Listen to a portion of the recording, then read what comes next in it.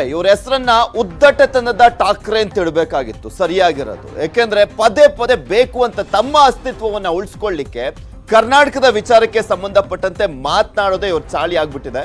ಮಹಾರಾಷ್ಟ್ರದಿಂದ ಮತ್ತೆ ಬೆಳಗಾವಿ ಗಡಿ ಖ್ಯಾತೆಯನ್ನ ತೆಗೆಯಲಾಗಿರುವಂತದ್ದು. ಸಿಎಂ ಉದ್ಧವ್ ಠಾಕ್ರೆ ಬೆನ್ನಲ್ಲೇ ಸಚಿವರು ಕೂಡ ಕಿರಿಕನ್ನ ತೆಗೆದಿದ್ದಾರೆ. ಗಡಿ ಬಗ್ಗೆ ಸಚಿವ ಏಕನಾಥ್ ಶಿಂದೆ ಕಿರಿಕನ್ನ ಮಾಡಿರುವಂಥದ್ದು ಇವ್ರಿಗೆ ಇದೇ ಚಾಳಿ ಆಗ್ಬಿಟ್ಟಿದೆ. ಕರ್ನಾಟಕದ ವಿಚಾರ ಪ್ರಸ್ತಾಪ ಮಾಡೋದು, ಬೆಳಗಾವಿ ವಿಚಾರವನ್ನ ಪ್ರಸ್ತಾಪ ಮಾಡೋದು, ಅದಾದ್ಮೇಲೆ ತಮ್ಮ ಅಸ್ತಿತ್ವವನ್ನ ಉಳಿಸ್ಕೊಳ್ಳಿಕ್ಕೋಸ್ಕರ ಈ ರೀತಿಯಾಗಿ ಹೇಳಿಕೆಯನ್ನ ಕೊಡ್ತಾನೆ ಮುಂದುವರಿಸಿದ್ದಾರೆ. ಬೆಳಗಾವಿ ಲೋಕಸಭೆ ಎಲೆಕ್ಷನ್ ಬೇರೆ ಬಂತಲ್ಲ, ಸೊ ಹೀಗಾಗಿ ಈ ಒಂದು ನಾಟಕವನ್ನ ಶುರು ಮಾಡ್ಕೊಂಡಿದ್ದಾರೆ. ನಮ್ಮ ಹುತಾತ್ಮರ ಬಲಿದಾನ ವ್ಯರ್ಥವಾಗ್ಲಿಕ್ಕೆ ಬಿಡಲ್ಲ, ಬೆಳಗಾವಿ ಗಡಿ ಭಾಗದ ಹಳ್ಳಿ ನಮಗೆ ಸೇರ್ಬೇಕು, ಈ ಬಗ್ಗೆ ನಾವು ನಮ್ಮ ಸಿಎಂ ಜೊತೆ ಚರ್ಚಿಸ್ತೇವೆ. ಇವ್ರು ಸಿಎಂ ಜೊತೆ ಚರ್ಚೆ ಮಾಡ್ಬಿಟ್ರೆ ಏನ್ ಕೊಟ್ಟೇ ಬಿಡ್ತಾರೆ ಅನ್ಕೊಂಡ್ಬಿಟ್ಟಿದ್ದಾರೆ ಅಂತ ಕಾಣಿಸುತ್ತೆ. ಸಿಎಂ ಜೊತೆ ಚರ್ಚೆಯನ್ನ ಮಾಡ್ತಾರಂತ ಇವರು.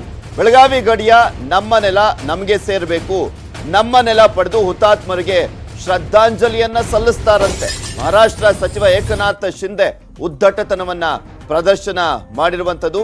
ಸರಿಯಾಗಿ ಭಾಷಾವಾರು ಪ್ರಾಂತ್ಯಗಳ ರಚನೆ ಆಗಿಲ್ಲ, ಅದನ್ನು ಹೋಗಿ ಕೋರ್ಟಲ್ಲಿ ಕೇಳಿ. ಇಲ್ಲಿ ಸುಮ್ನೆ ಹೇಳಿಕೆ ಕೊಡ್ಕೊಂಡು ಕೂತ್ಕೊಂಡ್ಬಿಡೋದು ಇವರು.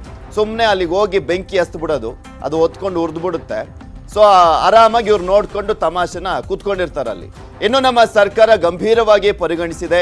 ಮಹಾರಾಷ್ಟ್ರ ಸಚಿವ ಏಕನಾಥ್ ಶಿಂದೆ ಈ ರೀತಿಯಾಗಿ ಉದ್ದಟತನವನ್ನ ಪ್ರದರ್ಶನ ಮಾಡಿದ್ದಾರೆ. ಇವ್ರು ಸಿಎಂ ಜೊತೆ ಚರ್ಚೆ ಮಾಡ್ತಾರಂತೆ. ಇವ್ರು ಸಿಎಂ ಜೊತೆ ಚರ್ಚೆ ಮಾಡಿದ ತಕ್ಷಣ ಅವ್ರು ಓಕೆ ಇವೆಲ್ಲ ನಮ್ಮ ಜೊತೆ ಸೇರ್ಸ್ಕೊಂಡ್ಬಿಡೋಣ ಅಂದ್ರೆ ಏನ್ ಕೊಟ್ಬಿಡಕ್ಕೆ ಸೈನಾ ಕೊಟ್ಬಿಡೋದಕ್ಕೆ ರೆಡಿ ಇದ್ದಾರೆ ಕರ್ನಾಟಕದವರು ಅನ್ಕೊಂಡ್ಬಿಟ್ಟಿದ್ದಾರೇನೋ.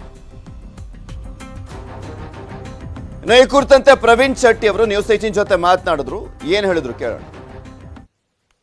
ನಿಜವಾಗಲೂ ಕರ್ನಾಟಕದಲ್ಲಿ ಕರ್ನಾಟಕ ಸರ್ಕಾರ ಅಥವಾ ಕರ್ನಾಟಕ ರಾಜಕಾರಣಿಗಳು ಯಾಕೆ ಮೌನ ವಹಿಸ್ತಾರೋ ಗೊತ್ತಿಲ್ಲ. ನಿಜವಾಗ್ಲೂ ಅವರಿಗೆ ಈ ಮರಾಠಿ ಅಭಿವೃದ್ಧಿ ಮಂಡಳಿ ಮಾಡಿರುವಂತದ್ದು ಒಂದು ಶಕ್ತಿ ಕೊಟ್ಟಂಗಾಗಿದೆ ಅನ್ಸುತ್ತೆ. ಸಂವಿಧಾನದ ಒಕ್ಕೂಟದ ವ್ಯವಸ್ಥೆಯಲ್ಲಿ ಈ ರಾಜ್ಯಗಳು, ನಾವೆಲ್ಲ ರಾಜ್ಯಗಳು ಒಂದು ದೇಶದಲ್ಲಿ ರಾಜ್ಯಗಳೆಲ್ಲ ಒಟ್ಟಿಗೆ ಇರ್ಬೇಕಂತ ಅನ್ನುವಂಥದ್ದು ಎಲ್ಲ ದೇಶ ಪ್ರಜೆಗಳ ಒಂದು ಮನಸ್ಸು.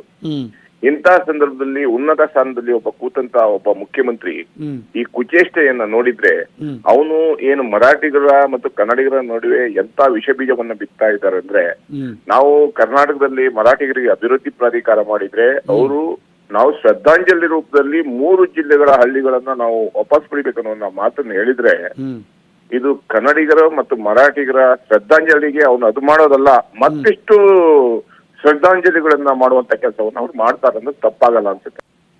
ನಿಜವಾಗ್ಲೂ ರಾಜಕೀಯಕ್ಕಾಗಿ ಮಾಡುವಂತ ಕುಚೇಷ್ಟೆ ಇದು. ಈ ಕೂಡಲೇ ಸಂವಿಧಾನದಲ್ಲಿ ಅವಕಾಶ ಇದೆ, ಕೇಂದ್ರ ಸರ್ಕಾರ ಅಂತ ಮುಖ್ಯಮಂತ್ರಿಯನ್ನ ಆ ಸೀಟಿಂದ ವಜಾ ಮಾಡುವಂತ ಕೆಲಸ, ಬಂಧಿಸುವಂತ ಕೆಲಸವನ್ನ ಮಾಡ್ಬೇಕನ್ನೋಂತ ಒತ್ತಾಯವನ್ನ ಮಾಡ್ತೀವಿ. ನಿಜವಾಗ್ಲೂ ಕರ್ನಾಟಕದ 1 ಇಂಚು ಜಾಗ ಮುಟ್ಟಕ್ ಬಂದ್ರು ಸಹ ಈ ರಾಜ್ಯದಲ್ಲಿ ದೊಡ್ಡ ಕ್ರಾಂತಿ ಆಗುತ್ತೆ ಅನ್ನೋ. ಟ್ರಂಪ್ ಅವರು ಸಾಮ್ರಾಜ್ಯದಲ್ಲಿ ಅಮೆರಿಕದಲ್ಲಿ ಏನಾಯ್ತೋ ಅದೇ ರೀತಿ ಉದ್ಧವ್ ಠಾಕ್ರೆ ಕುಚೇಷ್ಟೆಗಳನ್ನ ಎತ್ಕಟ್ಟುವಂತ ಕೆಲಸವನ್ನ, ನಾಡ ವಿರೋಧಿಗಳನ್ನ ಎತ್ಕಟ್ಟುವಂತ ಕೆಲಸವನ್ನ ಮುಖ್ಯಮಂತ್ರಿಗಳು ಮಾಡಿದ್ದಾರೆ. ಈ ಕೂಡಲೇ ಅವ್ರನ್ನ ರಾಜೀನಾಮೆಗೆ ಒತ್ತಾಯಿಸಬೇಕು. ಅದೇ ರೀತಿ ನಮ್ಮ ರಾಜ್ಯ ಸರ್ಕಾರ ಈ ಕೂಡಲೇ ಅವ್ರ ವಿರುದ್ಧ ಕ್ರಮವನ್ನು ತಗೋಬೇಕನ್ನೋ ಒತ್ತಾಯವನ್ನು ಮಾಡ್ತಾ ಇದ್ದೀವಿ. ನಮ್ಮ ತಾಳ್ಮೆ ಇನ್ನು ಎಷ್ಟು ದಿನ ಪ್ರವೀಣ್ ಶೆಟ್ರೆ? ಅದಕ್ಕೆ ಮಿತಿನೇ ಇಲ್ಲ. ಕನ್ನಡ ಹೋರಾಟಗಾರರು ಮಾತಾಡಿದ್ರೆ, ಏನಾದ್ರು ವಿರುದ್ಧ ಹೋರಾಟ ಮಾಡಿದ್ರೆ ನಮ್ಮ ಸರ್ಕಾರಗಳು ನೇರವಾಗಿ ಜೈಲಿಗೆ ಕಳಿಸುವಂತ ಕೆಲಸ, ಕೇಸ್ ಹಾಕುವಂತ ಕೆಲಸವನ್ನ ಮಾಡ್ತಾರೆ. ಆದ್ರೆ ಇಂತ ದುರುಳ ರಾಜಕಾರಣಿಗಳಿಗೆ, ಇಂತ MES ಪುಂಡ್ರಿಗೆ ಅಥವಾ ಮರಾಠಿ ಗುಂಡಗಳಿಗೆ ಇಲ್ಲೇ ನಾವ್ ಏನೇನ್ ಬೇಕೆಲ್ಲ ಸವಲತ್ತನ್ನ ಮಾಡ್ಕೊಡುವಂತ ಕೆಲಸ